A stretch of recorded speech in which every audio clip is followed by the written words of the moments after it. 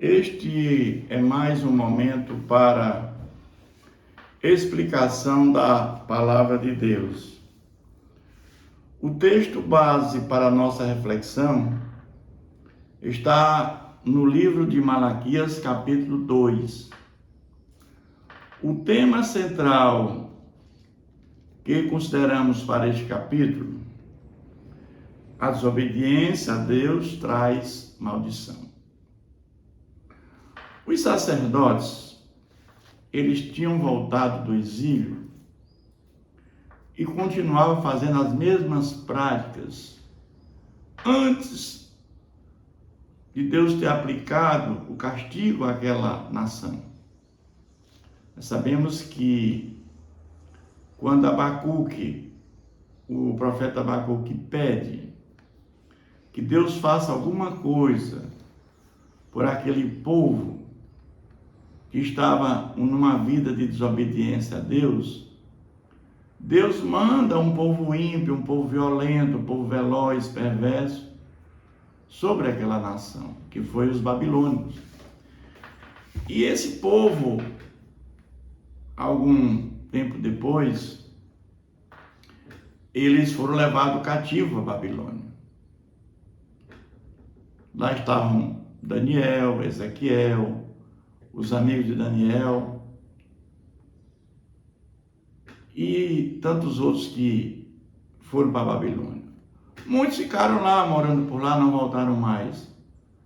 Mas muitos voltaram para reconstruir os muros, reconstruir o templo de Jerusalém. E os sacerdotes que voltaram, eles estavam fazendo aquilo que já faziam antes do castigo que Deus tinha aplicado a cada um deles. Ele vai dizer aqui no capítulo 2, se não o ouvides e se não propuserdes no vosso coração dar honra ao meu nome, do Senhor dos Exércitos, enviarei sobre vós a maldição e amaldiçoarei as vossas bênçãos. Já as tenho amaldiçoado porque vós não propondes isto no coração. Isso aqui já é pós-exílio. É depois do exílio. Eles continuavam ainda fazendo, quebrando aquela aliança que tinham feito com o nosso Deus. E Deus vai dizer que a minha aliança foi de vida e de paz. Ambas lhe dei, eu para que me temesse. Com efeito, ele me temeu e tremeu por causa do meu nome. E ele vai dizer que os lábios dos sacerdotes devem guardar o conhecimento e da tua boca devem os homens procurar a instrução, porque ele é o mensageiro do Senhor dos Exércitos. Esses homens que Deus preparou para levar a mensagem salvífica, esse homem que devia ter uma comunhão com Deus, dar o exemplo, a sua prática de vida, devia ser o exemplo para os demais, ele estava agora contrariando aquilo que Deus queria que fizesse. Mas o fato é que ele diz, por isso também eu vos fiz desprezíveis e indignos diante de todo o povo, visto que não guardasse os meus caminhos, e vos mostrasse parciais no aplicar da lei. Então havia, certo? Eles eram parciais, não faziam aquilo que ele devia ser feito. Mas o fato é que tem uma coisa muito grave que estava acontecendo. Quando eles voltam do cativeiro, eles começam a profanar a aliança feita dos nossos pais. Ou seja, Judá tem sido desleal e abominação, se tem cometido em Israel e em Jerusalém, porque Judá profanou o santuário do Senhor, o qual ele ama, e se casou com a adoradora de Deus estranho. Eles estavam voltando, estavam agora abandonando as suas esposas já envelhecidas, estavam agora casando com mulheres jovens, mulheres que adoravam a Deus pagãos.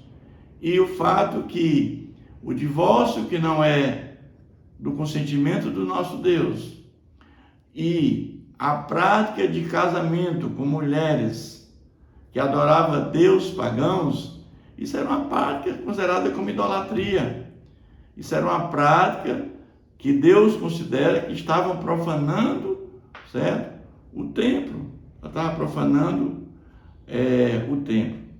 E ele vai dizer: o Senhor eliminará das tendas de Jacó o homem que fizer tal, seja quem for, o que apresenta oferta aos seus exércitos.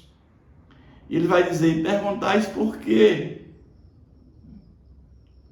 O Senhor foi testemunha da aliança entre ti e a mulher.